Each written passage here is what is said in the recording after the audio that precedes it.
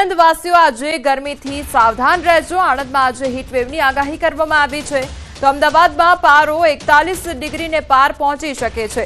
આગામી 3 દિવસ ગરમીથી રાહત મળી શકે છે તો વેસ્ટર્ન ડિસ્ટર્બન્સ સર્જાતા ગરમીમાં ઘટાડો પણ થઈ શકે છે। તો આગામી સમયમાં ગરમીમાં ઘટાડો થઈ શકે છે તે પ્રકારની આગાહી કરવામાં આવી છે। તો વેસ્ટર્ન ડિસ્ટર્બન્સ સર્જાતા ગરમી ઘટી શકે છે। બીજી તરફ આણંદની ખાસ કરીને વાત કરવામાં આવે તો ત્યાં આગળ આજે હીટવેવની આગાહી કરવામાં આવી છે। आने वाले 3 दिनों के लिए मैक्सिमम टेम्परेचर और मिनिमम टेम्परेचर दोनों में 2 से 3 डिग्री की गिरावट का पूर्वानुमान है। उसके बाद 3 दिन के बाद मैक्सिमम टेम्परेचर में 2 से 3 डिग्री की बढ़ोतरी का पूर्वानुमान है। और मैक्सिमम टेम्परेचर रियलाइज की बात करेंगे तो अहमदाबाद में 40 डिग्री सेल्सियस और गांधीनगर में भी 40 डिग्री सेल्सियस के आसपास मैक्सिमम टेम्परेचर रियलाइज हुआ है।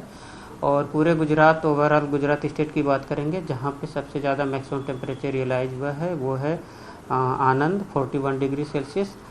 और वार्निंग की बात करेंगे तो आज के लिए हीट वेव की वार्निंग है आनंद डिस्ट्रिक्ट के लिए और साथ में येलो अलर्ट जारी है। હવામાન નિષ્ણાંત પરેશ ગોસ્વામીનું અનુમાન લગાવવામાં આવ્યું છે 31 માર્ચથી 5 એપ્રિલ દરમિયાન માવઠું સંભવ છે તો માવઠાની સંભાવના 70 થી 80% વ્યક્ત કરવામાં આવી છે। સૌરાષ્ટ્ર દક્ષિણ ગુજરાતમાં માવઠું પડી શકે છે, કચ્છમાં પણ માવઠું થઈ શકે છે તે પ્રકારની આગાહી પરેશ ગોસ્વામી દ્વારા આપવામાં આવી છે। માવઠું ન આવે એવું પણ બની શકે છે આ પ્રકારની આગાહી વ્યક્ત કરવામાં આવી છે।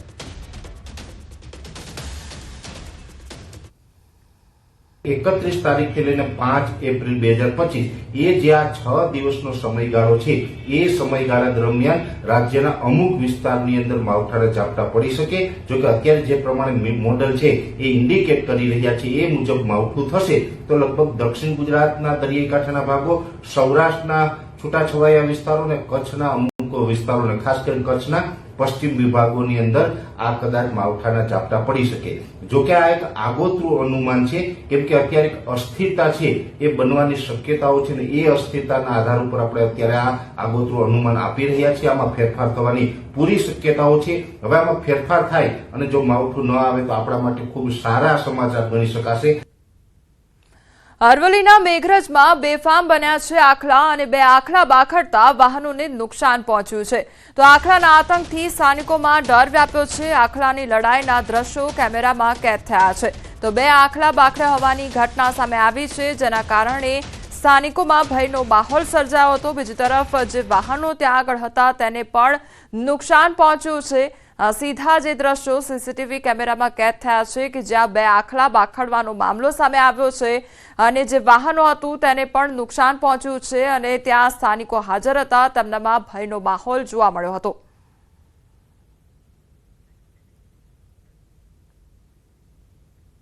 આ તરફ વડોદરામાં પણ રખડતા ઢોરનો આતંક જોવા મળ્યો છે અને રખડતા ઢોરે વધુ એક નિર્દોષનો ભોગ લીધો છે તો ગોરવા ઉંડેરા રોડ પર મહિલાને અડફેટે લીધી હતી। ઢોરની અડફેટે આવતા મહિલાનું મોત નીપજ્યું છે તો મહિલાનું મોત નીપજતા 2 બાળકોએ માતાની છત્રછાયા ગુમાવી છે। ભરૂચના આલિયા બેટ પર દીપડાએ 2 ખરાઈ ઊંટના બચ્ચાનો શિકાર કર્યો છે। બેટ વિસ્તારમાં ઘર કરી ગયેલા દીપડાએ અગાઉ નીલગાયનો પણ શિકાર કર્યો હતો। અરબી સમુદ્ર અને નર્મદા નદીના સંગમ સ્થળે આવેલ આલિયા બેટ વિસ્તારમાં દીપડા હયાતીથી લોકોમાં ફફડાટ ફેલાયો છે। હાંસોટના અભેટા ગામથી આલિયા બેટના માર્ગ તરફ જતા અંતરિયાળ વિસ્તારમાં ખોરાક આરોગી રહેલા ખારાઈ ઊંટના 2 બચ્ચાનો દીપડાએ શિકાર કર્યો હતો જે અંગે ઊંટ માલિકને જાણ થતા તેઓ સ્થળ પર પહોંચતા મરેલા ઊંટના બચ્ચા નજીક જ દીપડો બેઠો હોવાનું જોવા મળ્યું હતું જેને લઈ તે ત્યાંથી પરત પોતાના પડાવ પર આવી આ અંગે અન્ય કબીલાના લોકોને જાણ કરતા તેઓ પણ સ્થળ પર દોડી આવ્યા હતા। જમીન પર ઓછા વ્યાજે લોન આપવાનું કહી છેતરપિંડી કરી જમીન પડાવી લેવાનું કૌભાંડ સામે આવ્યું છે। લોનના ડોક્યુમેન્ટના બહાને જમીનના સાટાખતના લખાણ પર સહી કરાવી ખોટા લખાણોની પહોંચ બનાવી જમીન પડાવી લેવાનું કાવતરું રચ્યું તો કાવતરું ઘડનાર 7 જેટલા લોકો સામે લેન્ડ ગ્રેબિંગની અરજી થતા કમિટીની રચના કરવામાં આવી હતી। કમિટી તરફથી આરોપી વિરુદ્ધ પોલીસ ફરિયાદ દાખલ કરવાનો હુકમ કરવામાં આવ્યો હતો। ફરિયાદ નોંધાતા સચિન પોલીસ દ્વારા કાર્યવાહી કરવામાં આવી તો હાલ 2 આરોપીની ધરપકડ કરી તેમની પૂછપરછ કરવામાં આવી છે। અન્ય આરોપીઓની શોધખોળ હાથ ધરવામાં આવી।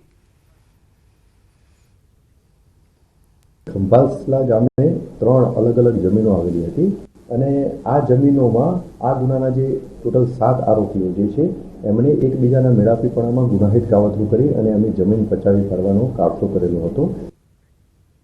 અસામાજિક તત્વો સામે એક્શન યથાવત અને કુખ્યાતો સામે પોલીસ એક્શન મોડમાં જોવા મળી છે. સુરત, મોરબી, ખેડામાં કુખ્યાતો સામે કાર્યવાહી હાથ ધરવામાં આવી છે. કુખ્યાતોના ગેરકાયદેસર બાંધકામો પર બુલડોઝર ફેરવવામાં આવ્યું છે. તો અસામાજિક તત્વોનો આતંક જે પ્રમાણે જોવા મળી રહ્યો છે ત્યારે સુરત, મોરબી તેમજ ખેડાના એ દ્રશ્યો કે જ્યાં અસામાજિક તત્વોનો આતંક વધતા તેમના પર હવે કાર્યવાહી હાથ ધરવામાં આવી છે. બીજી તરફ જે બુલડોઝર છે તે ફેરવવામાં આવ્યું છે, જે ગેરકાયદેસર બાંધકામ કરી દેવામાં આવ્યા છે તે તોડવામાં આવ્યા છે. ત્યારે આ જે તસવીરો છે તેના પર હવે વિગતવાર ચર્ચા કરીએ. સુરતની સૌથી પહેલા વાત કરીએ તો સુરતના ભેસ્તાન વિસ્તારમાં ડિમોલિશન કામગીરી કરવામાં આવી છે. કુખ્યાત માથાભારે યુનુસનું ગેરકાયદેસર બાંધકામ તોડી પાડવામાં આવ્યું છે. આરોપી યુનુસ પર એનડીપીએસ અને મારામારી સહિતના 4 ગુના નોંધાયેલા છે. યુનુસ ગેરકાયદેસર ઓફિસમાં પ્રવૃત્તિઓ કરી લોકોને હેરાન પરેશાન કરતો હતો. ત્યારે પોલીસ અને એસએમસી આરોપીના ગેરકાયદેસર દબાણો હટાવવાની કામગીરી હાથ ધરવામાં આવી હતી. वो यहाँ बैठकर अवैध धंधे करता था. उसके खिलाफ 4 जितने गुना शामिल हैं, जिसमें एनडीपीएस ड्रग्स का भी एक गुना है. इसके अलावा मारामारी, धाक धमकी, इस तरह के गुना उसके खिलाफ दर्ज हैं. पुलिस ने ये सारी इन्फॉर्मेशन एसएमसी को दी थी. एसएमसी ने ये चेक किया, कंफर्म किया कि गैरकानूनी तौर पर ये अवैध कब्जा बनाया रखा है उसने. આ તરફ મોરબીની વાત કરીએ તો મોરબીમાં પણ અસામાજિક તત્વોનો આતંક જોવા મળ્યો છે અને અસામાજિક તત્વો વિરુદ્ધ પોલીસ કાર્યવાહી યથાવત જોવા મળી રહી છે. હળવદમાં હિસ્ટ્રી શીટરો વિરુદ્ધ કાર્યવાહી કરવામાં આવી. સરકારી જમીનમાં ગેરકાયદેસર બનાવેલ દુકાનો પર બુલડોઝર ફરી વળ્યું છે. રાજુ ઉડેચા તેમજ નવખણ ઉડેચા નામના શખ્સોએ સરકારી જમીન પર કબજો કર્યો હતો અને જેમના ગેરકાયદેસર બાંધકામ તોડી પાડવામાં આવ્યા છે. આ તરફ હવે ખેડા જિલ્લાની વાત કરીએ તો ત્યાં પણ અસામાજિક તત્વો વિરુદ્ધ પોલીસની કડક કાર્યવાહી જોવા મળી રહી છે. મહેમદાવાદમાં વાત્રક નદી કિનારે દાદાનું બુલડોઝર ફરી વળ્યું છે. કુખ્યાત અર્જુન બાવરીના મકાન પર ફરી વળ્યું છે બુલડોઝર. તો ગોળીબારનો ટેકરો વિસ્તારમાં ગેરકાયદેસર બાંધકામ તોડી પાડવામાં આવ્યું છે. આરોપી અર્જુન બાવરી ચોરીના ગુનામાં હાલ જેલમાં બંધ છે. હવે બોટાદ પર નજર કરીએ તો બોટાદમાં પણ અસામાજિક તત્વોનો આતંક જોવા મળ્યો છે અને દબાણો પર ફરી એકવાર તંત્રનું બુલડોઝર ફરી વળ્યું છે. શબ્બીર ઉર્ફે સાબાનું ગેરકાયદેસર બાંધકામ તોડી પાડવામાં આવ્યું છે. શબ્બીરના ઘર નજીક સરકારી જગ્યા પર કરાયેલ દબાણ દૂર કરવામાં આવ્યું. અનેક ગુનામાં સંડોવાયેલો છે આ શબ્બીર અને અસામાજિક તત્વો વિરુદ્ધ કાર્યવાહીના આદેશને લઈ બોટાદ પોલીસ હવે એક્શન મોડમાં જોવા મળી રહી છે. બોટાદ ડીવાયએસપી, મામલતદાર સહિતના અધિકારીઓની હાજરીમાં આખી કાર્યવાહી કરવામાં આવી રહી છે. વારંવાર ગુનાહિત પ્રવૃત્તિ કરનારા ઇસમો છે તેના જે દબાણો છે તે આઈડેન્ટિફાઈ કરવામાં આવ્યા છે અને તેને આજે ડિમોલિશ કરવામાં આવ્યા છે.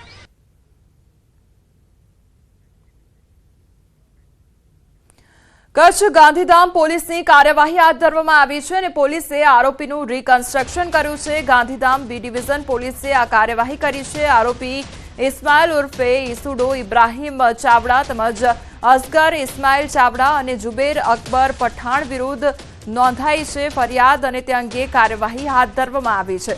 તો પોલીસ દ્વારા રિકન્સ્ટ્રક્શન પણ કરવામાં આવ્યું છે. તો કચ્છ ગાંધીધામની આ ઘટના સામે આવી છે જ્યાં પોલીસ દ્વારા કાર્યવાહી હાથ ધરવામાં આવી છે. આ તમામ આરોપીઓ અલગ અલગ ગુનામાં સંડોવાયેલા છે અને આખી ઘટનાનું રિકન્સ્ટ્રક્શન કરવામાં આવ્યું છે. પોલીસે આરોપીનું સરઘસ કાઢ્યું અને ત્યારબાદ રિકન્સ્ટ્રક્શન કરવામાં આવ્યું છે.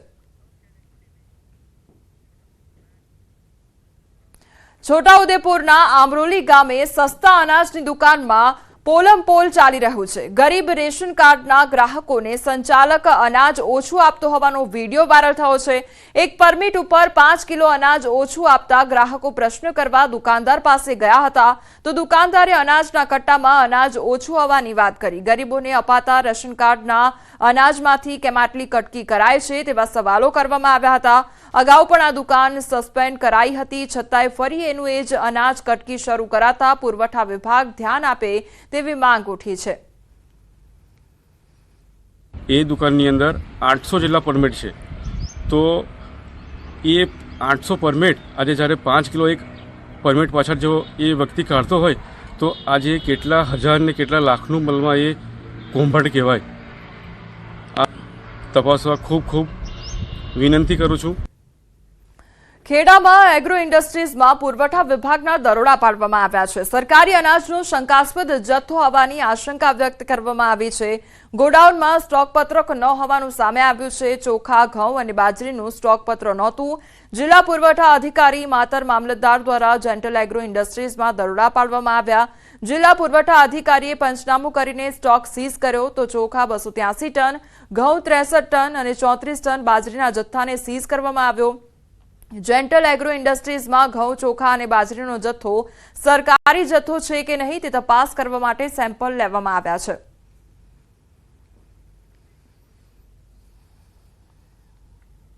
કલેક્ટર ઓફિસથી બાતમી મળતા તપાસ માટે ગયેલા અને ત્યાં જે જથ્થો છે અનાજનો એની ચકાસણી કરેલી. આનું સ્ટોક પત્રક ન હોવાથી તમામ ઉપલબ્ધ જથ્થો સીઝ કરેલ છે અને સેમ્પલ લેવામાં આવે છે ઘઉં, ચોખા અને બાજરીના. ખેડા જિલ્લા પુરવઠા વિભાગને એક ફરિયાદ મળે છે કે માતર તાલુકાના મહેલજ ગામે આવેલ જેન્ટલ એગ્રો ઇન્ડસ્ટ્રીની અંદર કોઈ શંકાસ્પદ સરકારી જથ્થો હોય છે. સમગ્ર બાબતને લઈને પુરવઠા વિભાગ તેમજ માતર મામલતદાર દ્વારા સંયુક્ત દરોડો પાડવામાં આવ્યો હતો. દરોડા બાદ અહીં આગળથી જે ચોખા, ઘઉં અને બાજરીનો જે જથ્થો હતો તે જથ્થાના સેમ્પલ લેવામાં આવ્યા હતા. જ્યારે આ જગ્યાએ પહોંચ્યા ત્યારે તેના ઇન્ડસ્ટ્રીના જે માલિક હતા તેમની સાથે પૂછપરછ કરી ત્યારે તેઓ આ જથ્થો પોતે ટ્રેડિંગનો વેપાર કરતા હોય અને લાવવાનું જણાવ્યું, પરંતુ તેમની પાસે કોઈ સ્ટોક પત્ર મળ્યો હતો. અત્યારે તમે જોઈ રહ્યા છો કે આ જે સેમ્પલ છે તે સેમ્પલ લેવામાં આવ્યું છે અને આ સેમ્પલ તેઓ આગળ ગાંધીનગર પૃથ્થકરણ માટે મોકલશે કે આ જથ્થો સરકારી છે કે કેમ. પરંતુ અહીં આગળ કોઈ પણ પ્રકારનું સ્ટોક મેન્ટેનન્સ મળીને આવતા અત્યારે પુરવઠા અધિકારી જે જથ્થો છે તે સીઝ કરવામાં આવે છે અને આગળ તેઓને સમગ્ર બાબતે તેઓએ ફરિયાદ નોંધી વધુ તપાસ હાથ ધરી છે. ઉમંગ પટેલ, ન્યૂઝ 18 ગુજરાતી, મહેલજ, ખેડા. ગીર સોમનાથ જિલ્લાના તાલાલામાં કેસર કેરી પકવતા ખેડૂતોએ મામલતદાર અને બાગાયત વિભાગને આવેદનપત્ર પાઠવ્યું છે. બાગાયત વિભાગ દ્વારા સર્વે કરવામાં આવ્યો તે ખોટો હોવાનો ખેડૂતોનો આરોપ છે. ખેડૂતોના આંબાના પાકને છેલ્લા 1 દાયકાથી ભારે અસર પડી છે. ગ્લોબલ વોર્મિંગ તેમજ કેરીમાં આવતી જીવાત, કમોસમી વરસાદ અને વાવાઝોડાને કારણે ગીર પંથકના ખેડૂતો મુશ્કેલી અનુભવી રહ્યા છે. આ વર્ષે પણ તાલાલામાં ખેડૂતોના આંબાના બગીચામાં કેરી ન આવતા ખેડૂતો અકળાયા છે અને સહાયની માંગ કરી રહ્યા છે. ત્યારે હાલમાં જ તલાલામાં બાગાયત વિભાગ દ્વારા સર્વે હાથ ધરવામાં આવ્યો હતો. આ સર્વે સાચો ન હોવાનો ખેડૂતોનો આરોપ છે. ફરી સર્વે કરાવવા ખેડૂતો માંગ કરી રહ્યા છે. ગત વર્ષની સરખામણી આ વખતે ઓછી કેસર કેરી આવવાનું અનુમાન છે. તો ગત વર્ષે તલાલા મેંગો માર્કેટમાં 5,90,000 જેટલા કેરીના બોક્સની આવક થઈ હતી. તો ચાલુ વર્ષ 3 થી 4 લાખ બોક્સ કેરીની આવક થવાનું અનુમાન છે. એ અહેવાલની અંદર એને એવા 3 મુદ્દા એવા લખવામાં આવ્યા છે કે ખેડૂતોને ખેતી કરતા નથી આવડતી, ખેડૂતો બગીચામાં ધ્યાન નથી આપતા, ખેડૂતો ઇજારા આપી દે. તો આ સર્વે કઈ તાલાળા તાલુકાના એક પણ ગામમાં સર્વે નથી થયો. અધિકારી દ્વારા સદંતર જે ખોટો અહેવાલ રજૂ કરવામાં આવ્યો, અહીંથી જ એને અહેવાલ ખોટો મૂક્યો તો રીસર્વે કરવાની મારી માંગણી છે. રીસર્વે કરી પાછું ખેડૂતને સહાય અપાવે. સર્વે અહેવાલમાં અહીંના સ્થાનિક અધિકારીઓ દ્વારા ખેડૂતોને દોષિત ઠેરવવામાં આવ્યા છે અને ખોટો અને વાસ્તવિક પરિસ્થિતિ કરતા તદ્દન વિપરીત અહેવાલ આપવામાં આવ્યો છે. એ ગામોમાં રેન્ડમલી 5 થી 7 ખેડૂતોની દરેક ગામમાં દરેક દિશામાં મુલાકાત લઈ અને એ જે ખેડૂતોના કહેવા મુજબનું જે ઉત્પાદન છે, ગત વર્ષે કેટલું ઉત્પાદન, ચાલુ વર્ષે કેટલું ઉત્પાદન, ચાલુ વર્ષે કેટલા છંટકાવ કરવામાં આવેલા છે, વગેરે વગેરે, આંબાની કેટલી ઉંમર છે, કેટલી વખત કોઈ ખેતી કાર્યો ક્યાં ક્યાં કરેલા છે, આ બધી જે ડિટેલ અહેવાલ છે અમે અમારી વડી કચેરીને સુપ્રત કરેલ. ઉનાળાની શરૂઆત થતાં જ કચ્છમાં આકરો તાપ વર્તાઈ રહ્યો છે, જેના કારણે લોકોના જનજીવન પર અસર પડી રહી છે. સાથે સાથે અબોલ જીવ પણ ગરમીથી હેરાન થઈ રહ્યા છે. ત્યારે આવા પ્રાણીઓના રક્ષણ માટે કચ્છ વન વિભાગ સજ્જ બન્યું છે. અભયારણ્યમાં અને ગાઢ જંગલોમાં વન તળાવ અને કૃત્રિમ વોટર પોઈન્ટ ઊભા કરવામાં આવ્યા છે, જેમાં ટેન્કર મારફતે પાણી પહોંચાડવામાં આવે છે. પશ્ચિમ કચ્છ વન વિભાગ દ્વારા 80 જેટલા કૃત્રિમ વોટર પોઈન્ટ જુદી જુદી જગ્યાએ ઊભા કરવામાં આવ્યા છે. આ ઉપરાંત તાપથી કોઈ પશુ પક્ષી બીમાર પડે તો વન વિભાગની હેલ્પલાઇન પર સંપર્ક સાધવા અપીલ કરવામાં આવી છે. જે જગ્યાએ કેમેરા પાણીના પોઈન્ટ હોય ત્યાં કેમેરા ટ્રેપ લગાડીને પણ વન્ય પ્રાણીઓ આ વિસ્તારમાં પાણીના પોઈન્ટનો ઉપયોગ કરે છે કે કેમ તેનું સાયન્ટિફિક મોનિટરિંગ કરવાની કામગીરી પણ હાથ ધરવામાં આવેલી છે.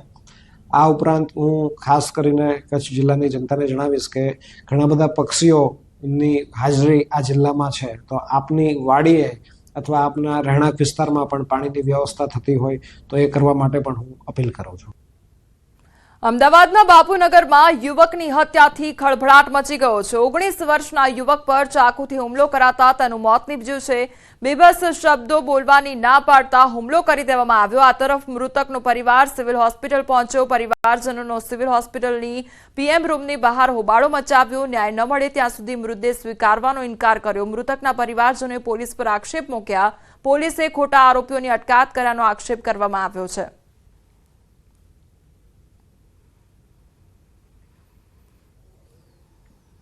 હું રાત્રે બાપુનગર પોલીસ સ્ટેશન ગઈ ને તો આ બધા પોલીસમાં દંડો લઈને મારવા આવ્યા હતા અને આ પોલીસ વેચાઈ ગઈ છે.